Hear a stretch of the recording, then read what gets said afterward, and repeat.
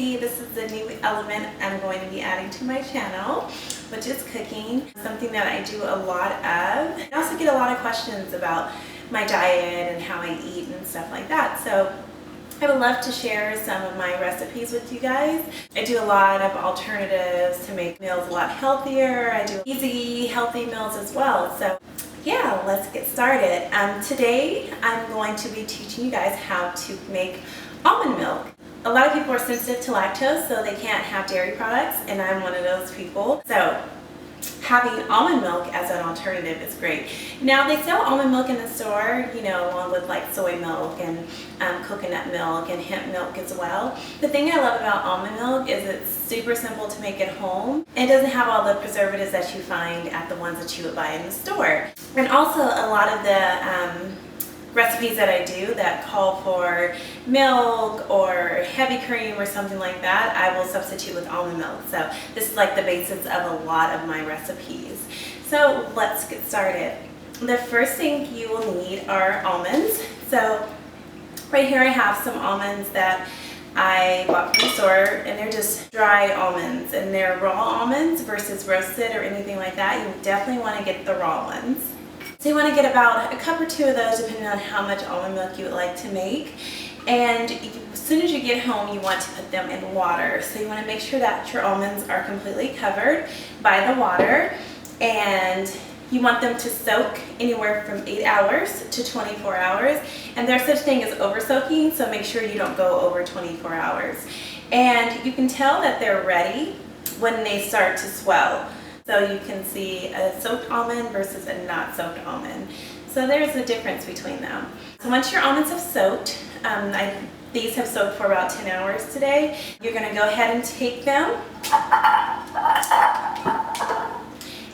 And you're going to take your colander and you're going to drain them. And now when you look at the almonds as they're soaking, you can see like just kind of like a cloudy like water in there. Well, that's like the stuff that they say is kind of hard for us to digest on almonds. So you definitely want to rinse them thoroughly after they're done soaking. So I'm going to take my colander and take it over here to the sink and just rinse. Once you rinse them, you can transfer them back into the container that they soaked in. What we're going to do is we're going to take our measuring cup, and we're going to do about a cup of almonds for this one. So you want to go ahead and shake your almonds into your measuring cup. It's okay if it's a little bit over, it's no biggie. This is a 2-cup measuring. And right there, a little too much, so I'm going to put a little bit more back. And here, so there we go, about 1 cup of almonds, maybe a little over, but that's okay. So you're going to take your 1 cup of almonds and you're going to put them in your blender.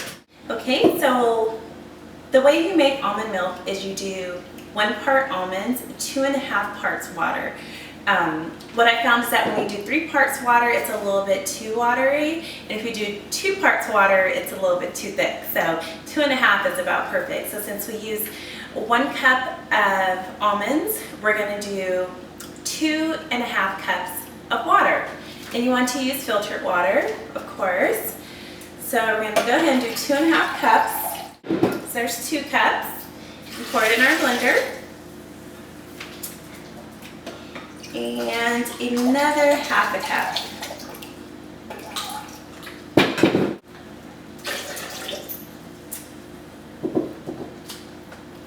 You kind of have to be careful with, depending on the size of your blender, because if you do like 2 cups, let's say, sometimes it can be a bit much, and it goes like all the way up to the top. So when you blend it, you have all this almond milk puffing out of the top. So you definitely want to be careful with how much you use in your measurements.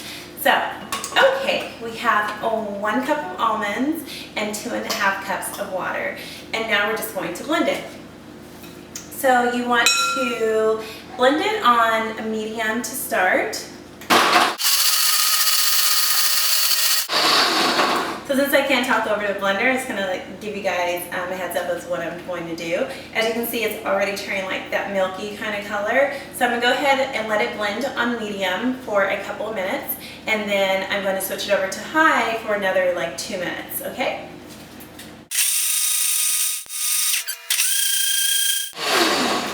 Okay, So total blend time is about 4 minutes. So about, 1.5, 2 minutes on medium and 1.5, 2 minutes on high. And once it's all done, as you guys can see, it looks like milk. You can still kind of see the almonds in the bottom of that.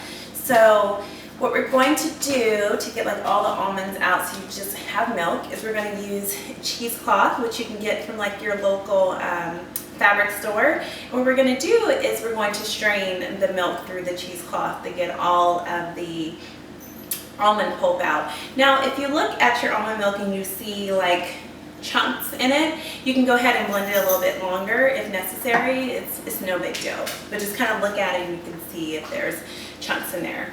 So you want to take your cheesecloth and you kind of want to open it up because it's usually layered. If I can open mine, that will be a good start. So you're going to take your cheesecloth, and this is 4 layers, and I have my Pyrex. So I'm going to put my cheesecloth over my Pyrex. And I kind of tuck it under the bowl for support because I'm going to pour this over the cheesecloth. So I'm just going to give it one more little blend since it's been sitting for a second.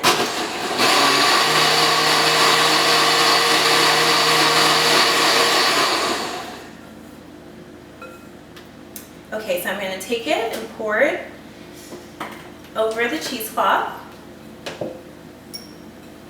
and kind of hold it down because you don't want any, see? So make sure you kind of grip it down and make sure it's being held underneath the bowl, or try to hold it with your hands as well. But it's okay if it falls inside of it, it's not going to get in the milk because you're going to strain it by hand.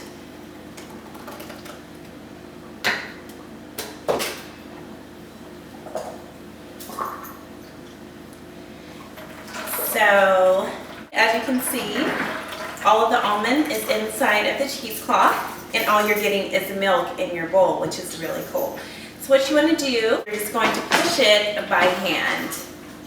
And you want to get all of that good stuff out, because it's all healthy stuff. I know it's kind of gross, but you have to do this by hand, so you can get all the nutrition and all the healthy stuff out of the almonds. And what you're left with is all this almond meal, which in a later video I will show a recipe that you can do with the almond meal that's left over.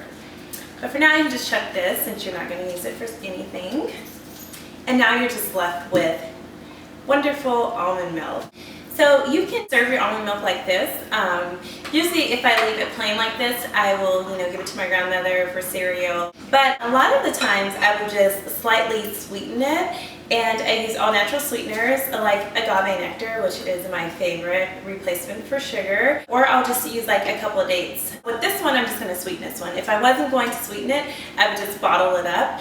But I'm going to show you guys how to sweeten it. So you want to rinse out your blender because there might be some leftover almond pulp on the bottom. So I'm just going to rinse this out. So once your blender's all rinsed out, you're going to go ahead and transfer your milk to your measuring cup, and I usually bottle about 16 ounces at a time, about right there. What I'm going to do is I'm going to sweeten this with a date.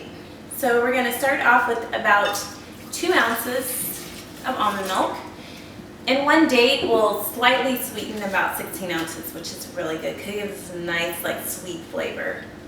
So I'm going to put the 2 ounces in there, and then I'm going to take my date, which has already been washed, and just take the seed out and put it in the blender. I'm going to blend this on a medium for about 1 minute. Okay, once it's blended, the almond milk will be a darker color because of the date, because dates are like that nice brown color. So now your almond milk will have like a brown texture to it. If you still see, a lot of dates in there, just go ahead and blend it for another minute or two. Once you've blended those together, you're going to add the rest of your almond milk and just blend it for another 30 seconds to a minute on medium. Okay, once that's all done, You can taste it to see how the sweetness is. Yummy. And that's about perfect. I don't like it too sweet, so at one date it's perfect for like 16 ounces for me, but if you have a sweet tooth and want to add a little bit more, you can definitely do that. But what I'm going to do is take it and pour it into my measuring cup. You see it looks like a little bit more because it gets kind of frothy. And then I usually like to bottle in a glass bottle. This is one of my favorite drinks, kombucha. So I save these bottles and I bottle it up. Glass bottles work a lot better because usually plastic bottles kind of hold the flavor of whatever was in it previously. This stays fresh about 5 days in the fridge, of course. Sometimes there'll be a little bit of separation, or you'll see that the dates will, if you sweeten it, you'll see that the dates will gather at the bottom. So just make sure you always shake it before you serve it. And also another alternative, like I said earlier, to a sweetener is the agave nectar. So those are your options. So if you have any questions, you can put them in the comment section. My next cooking video will be a chai tea latte decaf with using the almond milk.